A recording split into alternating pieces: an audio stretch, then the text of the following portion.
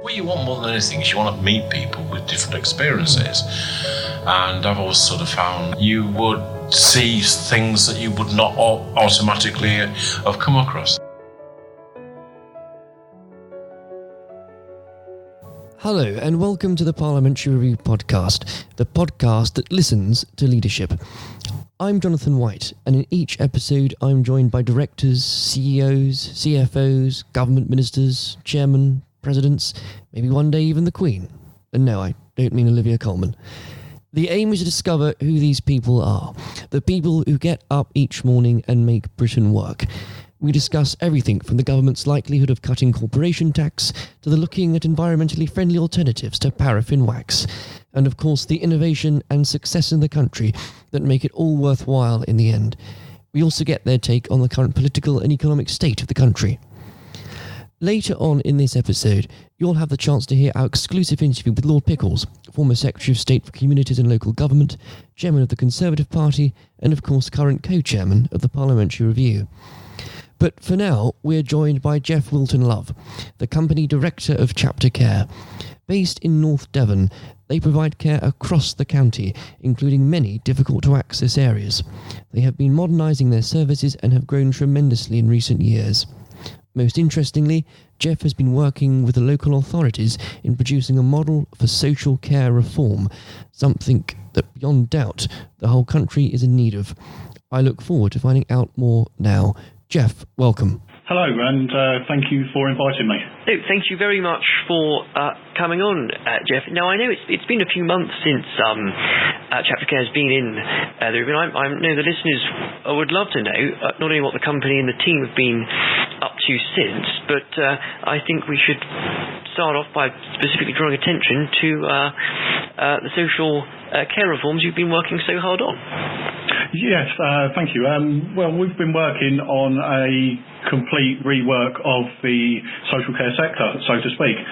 We've taken this up through, I would say, a lot of what I wrote in the Parliamentary Review. It gave me the platform to actually elevate what I was doing, and it's given me the contact, and I've run with it. So what we're looking at the minute, like I say, is a complete change in how the sector works. We think that up here in North Devon we've come up with a solution to a lot of the problems that the sector is finding, and at the minute the sector's strained. I mean, I think everybody knows that. It's been shown, it's been seen on TV, it's been identified, and what nobody's really offering at the moment is anything like a real workable solution to these problems we're seeing. And so we sat back and we decided to look at this ourselves. I've worked on this with the North Devon NHS Trust. In fact, head of service up there, who said I can't mention the name, Tash Kerner, has been fantastic. And Proud to Care Devon is also looking at what we're doing and behind it as well. It seems like we are looking at something that works. I don't see any reason it wouldn't. It's just, can we roll this out as a proof of concept? I think that's the next stage. Absolutely. Where would you say, obviously it's such a pressing issue, not just locally but for the country, where is it you say, especially let's start with North Devon, what are the first stages of this you think being realised? Where would you like to begin? We'd like to be, what we really want to do is we want to we've looked at the model and how it's running, and I think one of the problems is the identification of the care worker as in their status. If you say to somebody, what are you, or if you speak to people about the care worker, so to speak, they're just a care worker. And see, just a care worker to me, it's one of the phrases that I dislike, and one of the things I'm trying to change, that perception of people being just a care worker. They're actually not. They're actually highly skilled people. These individuals are going out into the community and they're providing a service that to do under a professional banner. Like, for example, our carers go out and they're working at the level of a band 3 nurse. Like, they're just a carer, so to speak, which isn't right. So we're looking at how we change that and what we change to do that. So we've looked at the thing as a whole, because to look at this as just quite insular and from what we're doing doesn't really help the whole sector. So what we think is actually bringing the all social care under the banner of the NHS. Now, what I'm not talking about there is nationalisation of it, because I don't think nationalisation of it is the correct way to go. I think that at the moment we've got the NHS, we work with, sit on the locality management board with the NHS Trust, and then we have local authority that controls it. But the NHS Trust and local authority kind of do the same job, so to speak. There's two sets of brokers, there's two sets of managers, and they're all together, all trying to do things, and it's quite an arduous task getting through it all. I think we are of the opinion that actually if we brought this in under the banner of the NHS Trust, took local authority out, we could then, these people are then, although they're not NHS employees, they like, for example, like a doctor's surgery that tended to work in the NHS, they are under that banner, and that's where they belong and that's where they should be. It will go a long way to raising them and giving them that, changing the perception of them, so they are NHS employees, so to speak, all but for the fact they're under private firm, as in, like I say, as in a doctor's surgery, really. Oh, quite, and I think it's something that there are, and you'll be the first to admit, Jeff, there are no easy answers to this, because it's a very complex sort of situation we find ourselves in. But I think with that sort of framework, it's something we'll be looking at a national level. We'll have to very soon. And I would, on that point, actually, Jeff, what is it you would hope to see? We speak in the midst of a general election, which thankfully ruined Christmas, I suppose. But what would you like to see in those party manifestos? Well, I think that I know there's been. I wrote an article that was fed back into the Green Paper. This Green Paper that still hasn't materialised. I think the delay in it is what is it's holding everybody up. Nobody knows what's going to be in it, and and it's only a Green Paper. I think I'd much rather push for a White Paper, or like I say, actually let's come and talk to me, and me with the NHS Trust in North Devon, proud to care behind this, and we think that, like I say, taking local authority out of it and pulling it under the NHS banner, immediately you're taking that saving away from local authority. They aren't having to deal with social care, which saves money straight away, because, like I say, there's two brokerage teams working on the same thing. You've got two sets of managers, two sets of people that are doing exactly the same job, and it causes more problems than it will ever solve. It can go one way or the other.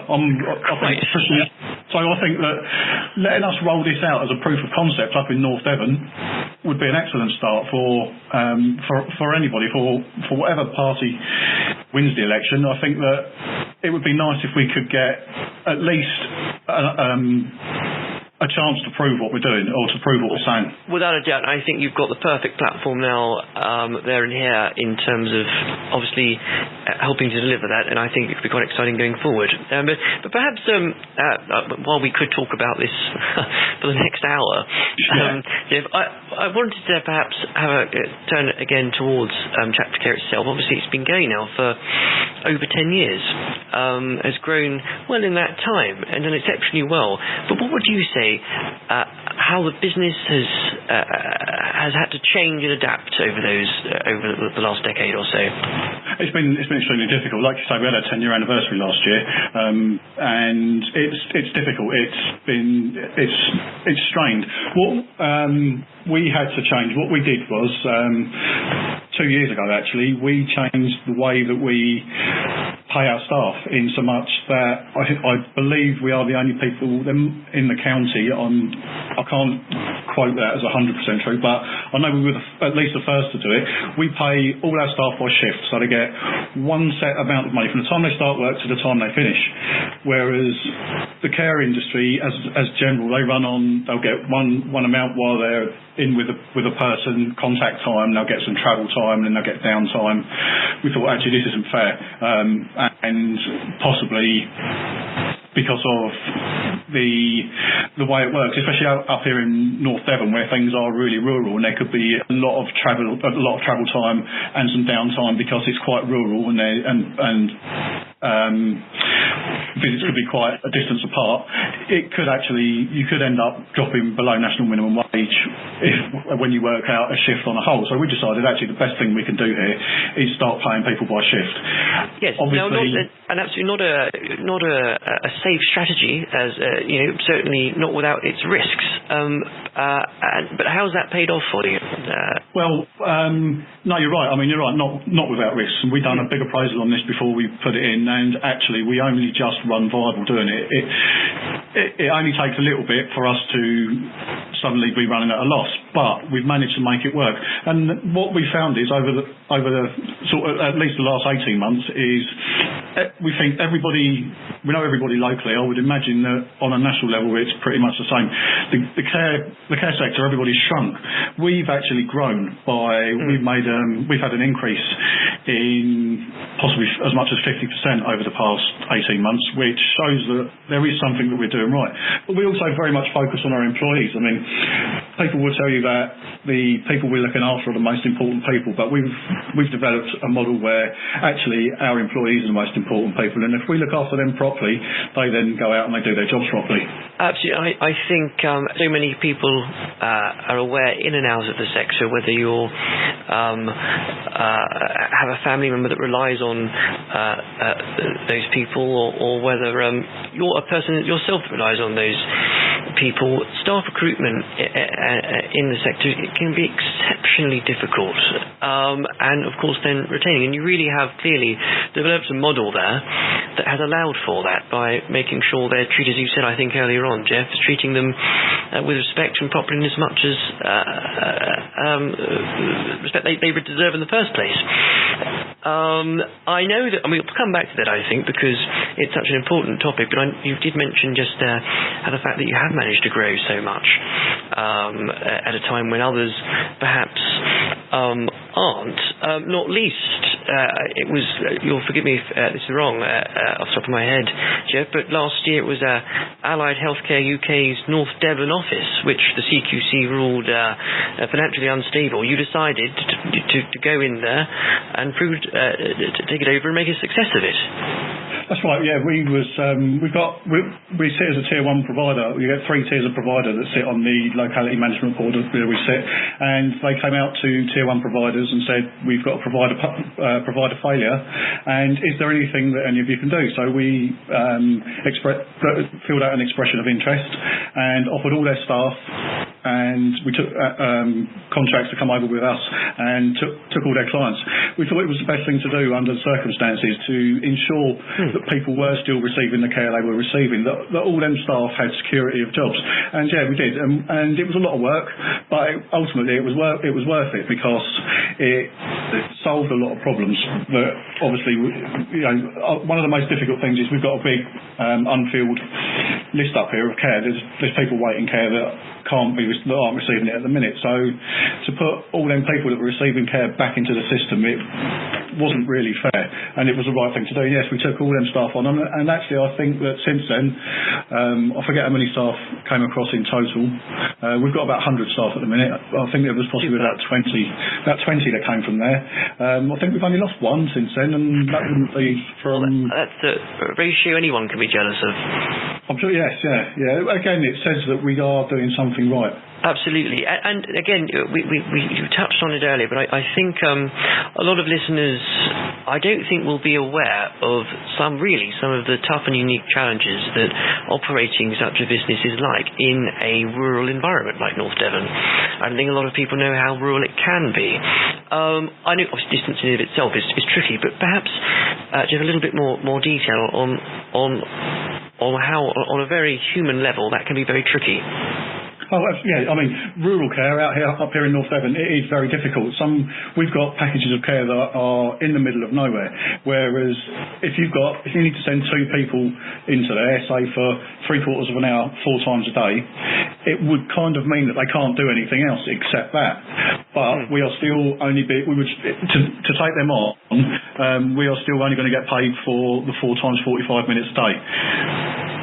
Whereas we can't really make these packages viable, which is one of the problems that rural care really does struggle with. It is the distance between some of the packages and how stranded they are, so to speak, out in the middle of nowhere on their own. I really think that statistic really does sum it up, and it also proves that, of course, no matter what policy the next government can go forward with, it's not necessarily going to be, or certainly won't be, a one-size-fits-all policy, and there really is going to have to be much catering and taking into consideration local circumstances. Now, I know we've already really touched on politics here, Jeff, so perhaps it wouldn't be too bad if we went in again and again. We've alluded to it. We are in the middle of a general election, and there is obviously much focus on what will occur regarding Brexit, and I don't really want to talk about it because I think we've all talked about it far too much. So I think, and I'd love to see how you feel about this, the great work you've been doing locally, and of course contributing to the Green Paper, do you get the feeling that this issue of Brexit and the fact it hasn't either been completed either way or cancelled or whatever, it's just sucked the oxygen out of the room for every single other policy, especially, of course, your own sector? Oh, absolutely. I mean, I think that it's a difficult. I mean, it's a huge subject, but I think the vote was made. I know it was a binary decision. I don't necessarily think it was a binary question, so to speak, but it was given as that, and I think it's divided the whole country. It's caused so much trouble since. I think that it's sucking the air out of the room is, I think, the right analogy for it, because it's worn everybody down, and it's got to the point where I just want something to happen. I want it to be over with, so as we can start dealing with other issues to do with the country. Once we know where we stand, we can look ahead and actually start doing something about it. At the moment, everybody being in limbo, I think that limbo is causing more problems. Right. And whether you were for Remain or for Leave, now over 3 years ago, I think you probably speak for the nation there, Jeff. It just needs to be finished with so we can all get on with our lives and run our businesses like we used to.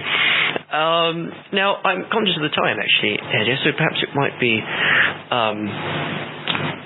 nice to end on this. You've certainly learned a lot of key lessons over your time in the business. What is it that you would say has been most important in forming the philosophy in how you run the company? I would say that the most important thing that I think we have come up with as a business is how worthy the staff actually are. The actual quality of these people, and the fact that trying to recognise them, letting them know that we do appreciate them, and fighting for them, so to speak, I think has been one of the best things that we decided to do. I mean, to me, it was only right. When I came into the sector and I saw how it was and how these people were, I thought that actually this family-orientated business, it needs to be like that. This is why I think that it needs to remain like that, and I think that we need to, like I say, we need to get a chance to roll out as we're looking forward, and to see what we're intending to do, what we've proposed, and get a chance to actually do it. I think anyone could have put it better. Jeff, thank you very much for joining us. I hope we can speak again before long, because no doubt you'll have another fairly expansive and busy year ahead. I hope so too, and thank you for the opportunity. It's really nice to speak to you. Been a pleasure, Jeff. Thank you. I hope you all enjoyed our chat with Jeff, and especially learning more about the challenges facing the sector and how the whole team at Chapter Care are continuing to raise standards. If you haven't heard it before, coming up now is our conversation with the Parliamentary Review's co-chairman, Eric Pickles. Lord Pickles served as Secretary of State for Communities and Local Government in David Cameron's cabinet before receiving a peerage in 2018. Lord Pickles remains active as the United Kingdom's anti-corruption champion and the country's special envoy for post-Holocaust issues, as well as being a keen vexillologist. That's flags to you and me. I hope you enjoy listening as much as I enjoyed speaking to Eric. Here it is now. Eric, thank you very much for joining us today. Pleasure. Now, I'm sure you won't mind me reminding the listeners that you've been involved in politics, both local and national, for quite a number of decades. Indeed, before the days we were in the common market. Given your experience over those years, what thoughts have you had over the last few weeks and months about the current political situation the country finds itself in? Situation is quite dire because we have a parliament that is by and large useless.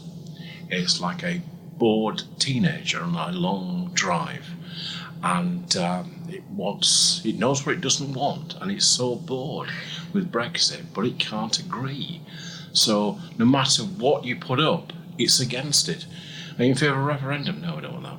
Are you in favour of remaining within the single market? No, I don't want that. Are you in favour of No, I don't want to do that. No. And are you in favour of leaving without a deal? No, we don't want to do that. So it's against everything, but there isn't enough votes to be in favour of something. And it could be by the time this podcast goes out that Boris has started on the process of the bill, because we'll be voting on that today. But even then, what people don't seem to understand, this is not the end of Brexit. Right. This is barely opening the door of Brexit. We've got years of negotiations about trade agreements, relationships with Europe, putting down pieces of legislation. We get our agriculture, our fisheries, our financial services into place. Brexit is going to go on and on and on and on. I'm sure we are. Now, the question is, I should actually remind listeners that we are talking on the day that the second reading of the European Withdrawal Act will take place. So, as we speak, we don't quite know. As, well, perhaps like the government front bench, don't know what's going to happen. You compare Parliament to a petulant teenager. What do you do to a petulant teenager to sort it out? Is there a chance that it will see sense and push this through this bill without making amendments? Is there a chance it will vote for its own for a general election? How do you see this playing out at the moment? The sensible thing will be to put this deal through, because I've always been of the view a deal is better than no deal, because this is just the beginning. In order to start the process of Brexit, start the process of the United Kingdom taking over powers that it's not really exercised for 40 odd years, the smart thing is to get this thing through now. But in a way, it's not about Brexit itself. If there was a free vote, this deal would have gone through. Mrs May's deal would have gone through. But it's about politics. It's about a Labour Party that thinks it has a chance, trying to make the Prime Minister, whether it was Theresa May or Boris Johnson, look as though that they are in office but not in power, of delaying as long as possible. There's a lot of talk about an election in the autumn, maybe back end of November, beginning of December, something for us to look forward to before Christmas. It's beginning to look less likely. It's beginning to look as though they might want to drag it into spring to get as far away as possible from the rather decisive moment that Boris came back with a deal. We have to remind ourselves that nobody thought he could deliver a deal, and it does quite shock them. And if you remember, all this process went through in order to ensure that we were left without a deal. When we have a deal, suddenly, oh no, it's not that kind of deal. We don't want that kind of deal. We want something different. I think the vast majority of people in this country, whether Remain or Leave, now would be very satisfied for this to come to a amiable conclusion. And as you correctly just said, because when it does come to those in the opposition who claim to want this to end, and then introduce wrecking amendments, they introduce new objections to it, the general public are getting quite frustrated.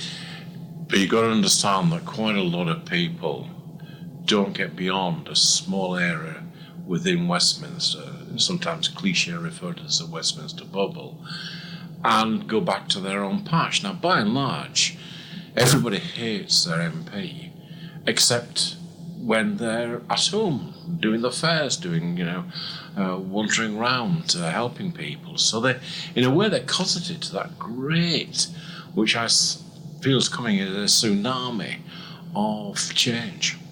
You were, of course, MP for Brentwood for 25 years. Absolutely.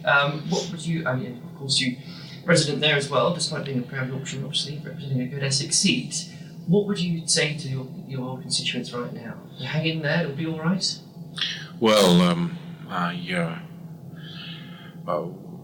it's different when you're a member of Parliament because you've got to kind of toe the government line a little bit. So one thing I found now is I've got my weekend back and I say what I want, and I think I always say to our constituents is that it is pretty hopeless down there. Excellent. Well, on that, I think honest assessment.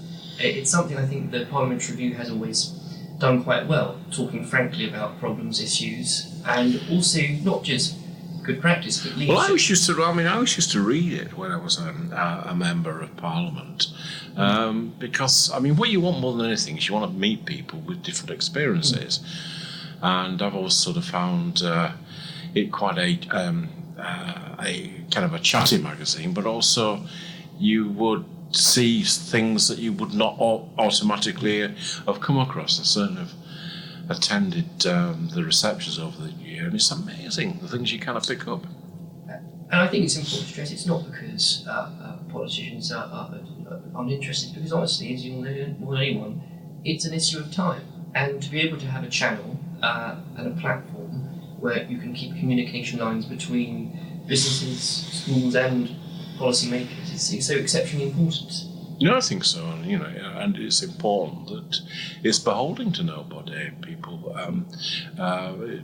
pay to be part of the publication, pay for to be members, and it's a way of not beholden to government, not beholden to anything.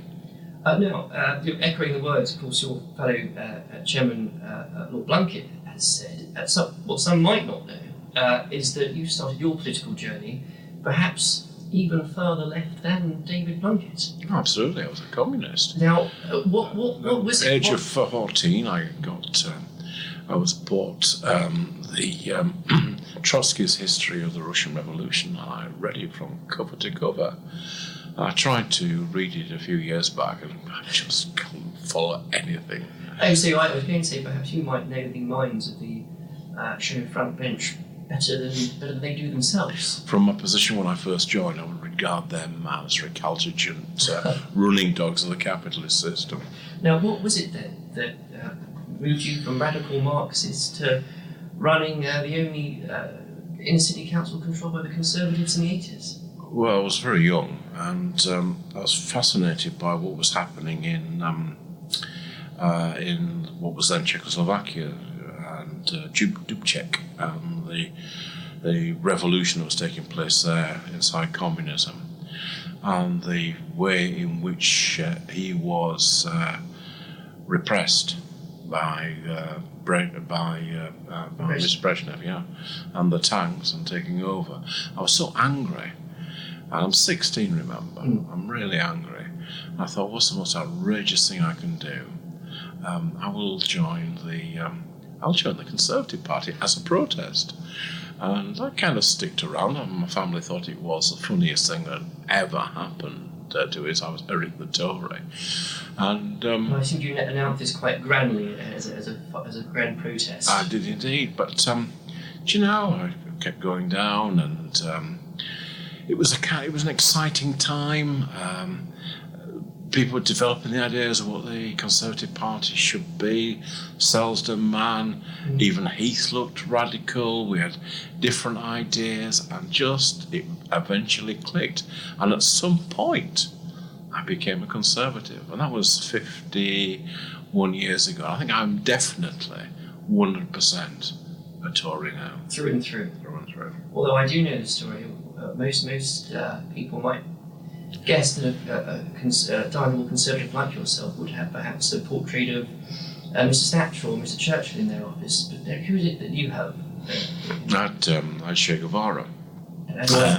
Which I always had him over my left shoulder visitors, and they always used to kind of, you see their eyes going up and thinking, who, I can't possibly be it. Someone asked me if it was Desi Arnaz. I thought it was married to Lucille Ball. But no, the reason I did that was to remind me and to remind my officials that without constant vigilance, the cigar-chomping commies would take over. I'm sure David Bunk was in the room to reply to that, actually. But in that long journey, you eventually ended up, of course, in 2010, doing something most Conservatives would never thought they would have to do, but in a coalition government with, of all people, the Liberal Democrats. That's right. Now, for something I think perhaps today more than ever, people and our politics seems to be almost wholly determined on how we voted in a referendum 3 years ago. Yeah, I mean, the most normal thing would happen after something like that would be the country would come together, and if anything, we're more divided. I mean, I thought working in the coalition, I'm proud to have been part of that coalition. I'm proud to have worked alongside the Liberal Democrats, who I think realised that, like all minority partners in a coalition, they would suffer at the polls. Do you think we've lost the ability recently as a people to work with those that we might disagree with on issues more than we used to? I'm not sure that's right. I mean, you can see various members of the Conservative Party working closely with Liberal Democrats and Labour to defeat their own government, but it's not a thing I think I would want to encourage. Quite.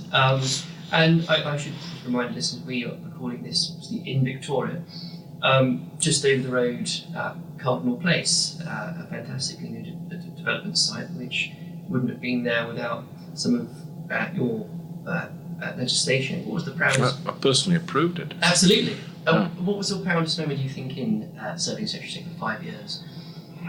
It's my actual proudest moment. We did a thing called Troubled Families, which was the first centre-right attempt to deal with poverty and to deal with difficult families that were causing a disproportionately large amount of call upon the state, and it was on the basis of tough love. It's on the basis of getting people into jobs. It was about dealing with the kind of the family as a whole, not just one or two individuals that were having a problem. And I'm pleased that it's continued. And since, I should very much stress that since, of course, you're stepped down to being an MP, you do have your weekends back, but that's not to say you haven't remained very active and very busy. Of course, continues the government's anti-corruption champion, shone the harsh light of day over malpractice in local government. Indeed, the Queen's speech we've just had includes some of your recommendations from 2016. I think a couple of things on that. First of all, are you surprised, I may imagine you may not be, at some of the backlash towards, in this country, introducing voter ID for voting? It is absurd, and it's particularly absurd coming from the Labour Party, because it was largely Labour's vulnerability that got my interest in trying to do something about it. And it's a bit like saying, you're requiring people to show some ID, that this is suppressing voting. It's a bit like saying that the post office is suppressing parcels because they demand to see some ID. I think they've got a bee into their bonnet that this is something like that goes in the state to repress. It's not. It's about giving confidence to the system. Now, the Electoral Commission and foreign observers have warned us for such a long time that our electoral system is vulnerable. And it's to misquote John Major, we are really sort of old maids cycling to evensong and warband. Yeah, I mean, it's such a basic thing. It's an important thing. And it was kind of interesting in some of the trials. They did a focus group with a bunch of young Asian girls. And they said they thought the process of a photo ID would actually give them a greater confidence in the fairness of the system. I make all kinds of recommendations to stop post and vote harvesting, to stop various fraud taking place, to stop intimidation at counts, to stop intimidation outside polling stations. And I think you referenced it earlier, the Westminster bubble. A lot of the places where this occurs and the places where this does go on are places where perhaps many members, many people in the press don't usually go to. No, I don't. We saw a YouGov poll that said the overwhelming majority, well in the 60%, thought this idea was sensible. Yeah, and I imagine you're quite proud that recommendation is in the speech. Yes, I mean, I'm a bit frustrated they didn't do it sooner, but nevertheless, I'm very happy that they are doing it. It's as if the government's time has been taken up by something else and we've not focused on anything domestic. Absolutely. But with a man, though, with his roots in local government, do you think, and how much you've worked with that report, especially looking at them carefully, how would you rate our current state of local municipal politics? Local government's very good. I mean, local government, don't get me wrong, it's by and large corruption-free, and it does a remarkably good job. And it was, in truth, my worries about local government and that these measures were brought in. I don't believe the fraud is big enough to be able to take a parliamentary seat, but it is big enough to take a council. And if you are negligent, uncaring about the probity of the poll, you're likely to be equally negligent about the awarding of contracts to your friends. So it's all past that. But local government is a very enduring part of our constitution. I got a bit of stick because we had to take some money from them, but by and large they survive very well. Excellent. Now, beyond obviously that work, you're also, of course, the British envoy for post-Holocaust issues. Yeah, sure. I know it very dear to your heart. I know you've done some fantastic work recently, including with obviously former Shadow Chancellor from the Review, Ed Balls. Would you mind, if you could just let the listeners know what projects you are working on with that and really the importance that has to so many communities around the country? Well, I used to be very unpleasant about Ed Ball, and he used to be very unpleasant about me. But I found working with him remarkably easy, and we've not had a single row in 2 years, and by now we're beginning to be able to finish each other's sentences. We're building a memorial to the Holocaust next to Parliament with a learning centre below it, and the reason why the Prime Minister chose that site is that it was David Cameron, and he wanted to ensure that when people left the memorial, they would look and see Parliament and recognise that it was the last bastion against tyranny.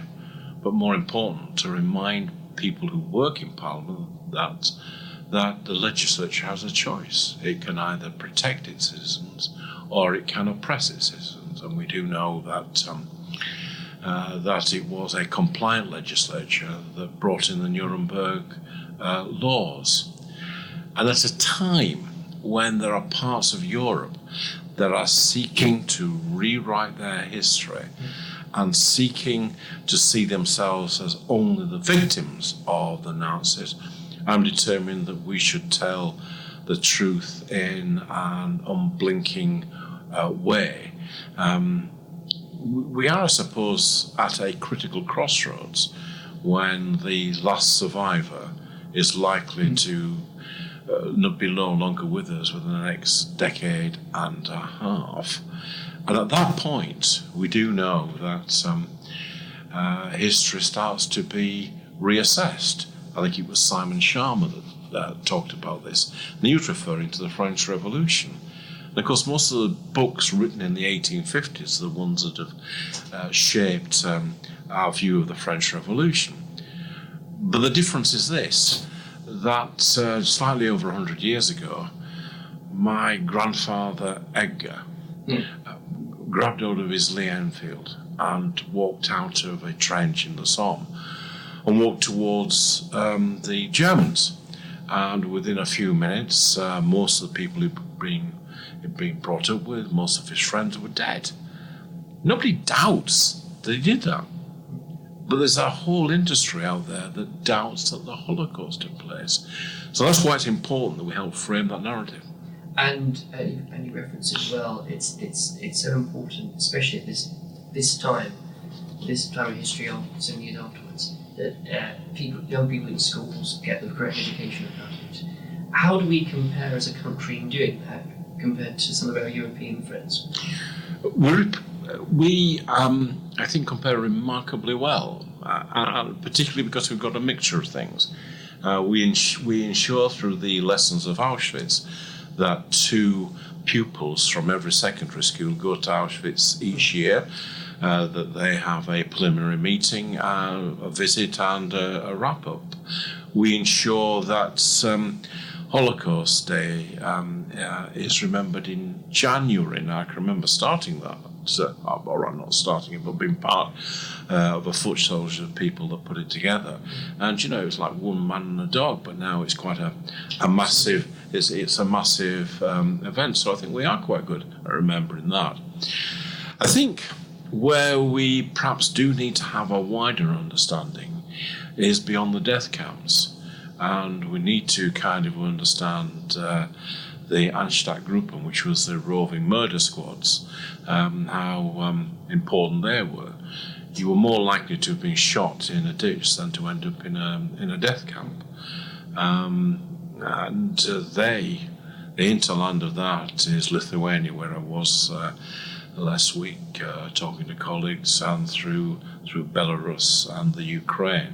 And it's really important that we ensure that we register where those death sites are. And I think certainly, and I'm going to sit down next to speak, which hopefully won't be too long away. It's something I think we'd be very happy to keep updates on how that project is going, because it's so important and people do need to be aware of it.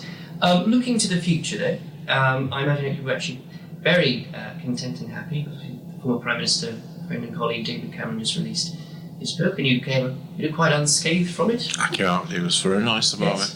I even bought the audio version because he was reading it, and he obviously, but there was a fair bit of affection, and I'm rather glad they left out one or two of the other embarrassing things.